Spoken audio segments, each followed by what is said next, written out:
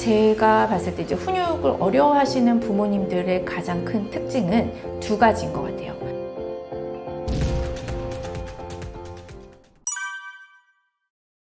안녕하세요. 황윤정입니다. 저는 현직 초등학교 교사이고요. 두 아들을 키우고 있는 엄마이기도 하고요. 글로벌 엘리트는 어떻게 키우는가의 공저자, 그 다음 초등공부 언어지능이 답이다의 저자입니다. 만나서 반갑습니다. 네, 열심히 책 홍보도 했고요. 자기 개발을 위해서 여러 가지 책도 읽고 제가 가르치고 있는 아이들하고 즐겁게 교육활동하고 또 저희 집 두 아들과 또 재미있는 활동들 하면서 여름방학 지냈고요. 또 두 번째 출연을 하게 되니 감회가 새롭고 저도 기대가 크고 실망시켜드리지 않기 위해서 열심히 해보도록 하겠습니다. 불러주셔서 감사합니다. 자녀 교육 철학. 사실 굉장히 어려운 문제인 것 같기도 해요. 근데 자녀 교육 철학이라고 하면 어떻게 보면 제 삶에 대한 어떤 태도, 또 삶의 철학과 좀 연관이 있는 것 같아서 한참 동안 고민을 했어요. 제가 아이들을 키우면서 중요시 여기는 부분이 무엇이고 내 아이들이 컸을 때 어떤 사람이 되었으면 좋겠는가 한번 뒤돌아서 또 제가 그 양육했던 방법들을 생각하면서 이제 정리를 해보았는데 두 가지인 것 같아요. 저는 스스로 생각할 수 있는 아이, 그 다음 스스로를 책임질 수 있는 아이로 키우고 싶은 마음이 가장 컸던 것 같아요. 지금도 마찬가지고 저는 가끔씩 생각을 해요. 와, 이렇게 예쁜 아이들이 나한테 오다니 이거 너무 축복 아닌가? 어떻게 나한테 이렇게 예쁜 애들이 올 수가 있지? 하고 이제 감사하는 마음을 갖고 있는데 한편으로는 이 예쁜 아이들이 내 것이 아니구나. 이 아이들은 내 소유물이 아니라 잠깐 나한테 온 진짜 선물 같은 사람들이구나 라는 생각을 좀 많이 하는 편이에요. 어쨌든 교육의 목표 또는 훈육의 목표, 양육의 목표는 우리가 제대로 된 성인으로 독립시키고자 하는 게 아닐까라는 생각을 좀 합니다. 그래서 자꾸 저 스스로에게도 그런 연습을 하고 있고요. 아이가 커감에 따라서 아이가 그 시기에 할 수 있는 것들을 스스로 할 수 있게 해주고 또 그냥 스스로 하는 것이 아니라 스스로 생각하면서 책임을 지면서 그 나이대에 해야 하는 부분에 대해서 혼자 되돌아볼 수 있는 시간을 좀 주려고 노력하는 편이에요.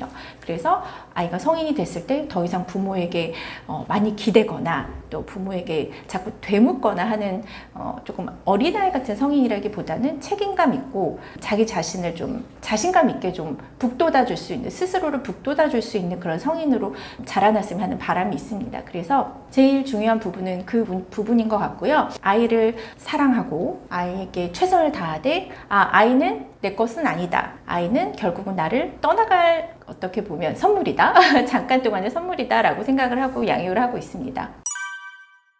강남에 살고 있는 엄마로서 또 강남권에서 근무하고 있는 교사로서 피부로 굉장히 밀접하게 와닿는 부분이기도 하고요. 저희 그 집 근처에 학원이 굉장히 많아요. 근데 전단지 같은 게 올 때가 있고 어떻게 번호를 아시는지 모르겠지만 제 핸드폰으로 문자 메시지가 자주 오기도 하는데 땡땡 학원 의대반 하고 초등학생 대상으로 또는 유치원 대상으로까지 의대반이 개설이 되어서 교육을 시키는 경향이 있더라고요. 근데 어쩔 수 없는 부분인 것 같아요. 사실 많이 선호되는 직업이고 또 세상이 어떻게 바뀔지 모르는 상황이잖아요. 세상이 너무너무 급변하게 빨리 바뀌는 과정에서 부모들이 아이에게 좀 바랄 수 있는 안정적인 직업? 10년이 지나도 20년이 지나도 이 직업은 없어질 것 같지 않고 이 직업은 아직도 각광받을 것 같고 하는 그런 직업 중에 하나가 의사이기 때문에 그런 부분에 대해서 더 강조가 되고 더 인기가 올라가는 게 아닌가 싶어요. 근데 의대 열풍에 대해서는 아직은 제가 아이들이 어리기 때문에 자세히 말씀드릴 부분은 없고 한때 영재고 한때 과학고 열풍이었던 것처럼 그냥 그 일환이 아닐까라는 생각이 들어요. 그래서 개인적인 생각으로는 의대 열풍이라고 하는 것이 의대만 목표로 한다고 라는 생각은 좀 덜 드는 편이고 어쨌든 세상이 변하고 직업이 다양해지고 우리가 알 수 없는 세계가 올지라도 공부는 중요하다 이런 생각을 하고 계셔서 많은 학부모님께서 그런 생각을 하고 계셔서 그런 열풍이 아직까지도 지금까지 있지 않나라는 생각이 들곤 합니다.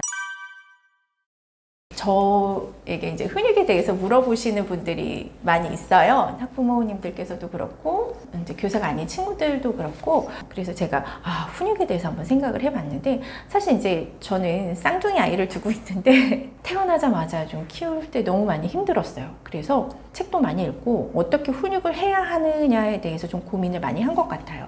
그래서 저는 내 몸이 최대한 편해야겠다. 첫 번째, 그게 좀 조건이었고 두 번째는 아이들이 일상생활에서 좀 습관적으로 받아들일 수 있도록 계속 루틴을 만들어주자. 두 번째는 그런 부분을 좀 적용을 시켰던 것 같아요. 그래서 훈육을 하실 때는 훈육이 필요한 상황이 될 때는 어머님들께서 좀 단호하실 필요가 있는 것 같아요. 그래서 저는 좀 그런 연습을 했어요. 목소리 톤도 낮추고 짧게 말하고 덧붙여서 부연 설명을 길게 하지는 않았던 것 같아요.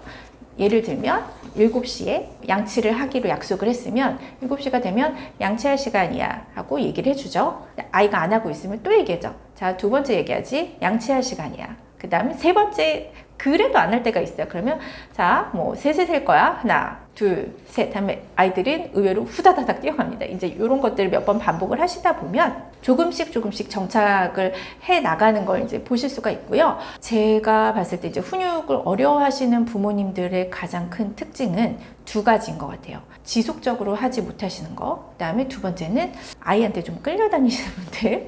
그래서 그런 부분을 좀 수정을 하시면 훈육이 훨씬 쉬워지실 텐데, 자, 지속적이라는 말은 어떤 날은 아이가 7시에 양치를 했어요. 다음 날은 아이가 7시쯤 됐는데 졸리대요. 그래서 아이가 잠이 들어버렸어요. 그러면 뭐 그 다음 날은 넘어가고 또 그 다음 날은 다시 양치를 시키시고 그 다음 날은 또 졸리니까 아이가 칭얼칭얼대면 그래 오늘은 그냥 자자 하면 이거는 지속성이 없기 때문에 일관성이 부족한 훈육은 훈육이 될 수가 없어요. 훈육에 있어서 가장 중요한 부분은 일관성과 지속성이고요. 두 번째는 아까 말씀드린 것처럼 아이에게 좀 끌려다니시는 분들이 있어요. 굉장히 많이 있으세요. 생각보다 어머님들 중에서 좀 마음이 약하신 분들, 아이의 사랑을 그렇게 표현하시는 분들은 아이 어릴 때부터 아이한테 해주고 싶은 마음은 너무 많은 걸 알고 있지만 아이의 마음을 너무 지나치게 읽어주시는 바람에 아이가 싫다고 하는 거는 그냥 내버려 두시고 하고 싶은 것만 하게 하시고, 그럼 훈육이 결국은 실패로 돌아가는 경우가 있어요.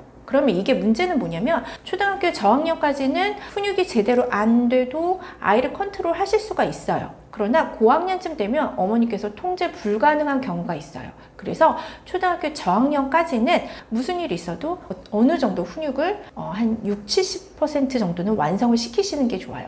여기서 말하는 훈육이라는 건 일상생활에서 아이가 꼭 지켜야 할 원칙들 말씀드리는 거예요. 학교는 꼭 가야 되는 것, 아침에는 일어나야 되는 것, 그 다음 뭐 세수하고 양치하고 이런 것처럼 위생과 관련된 것들, 그 다음에 뭐 엄마와 약속했던 뭐 숙제라든가 하루에 꼭 해야 될 분량은 꼭 지키는 것, 이런 것들을 꾸준히 계속해서 관리를 해주시면서 좀 단호하게 계속 그 아이한테 좀 강조를 해주시면 좋을 것 같고, 제가 좀 이런 생각을 해본 적이 있어요. 요새 MBTI 얘기 많이 하잖아요.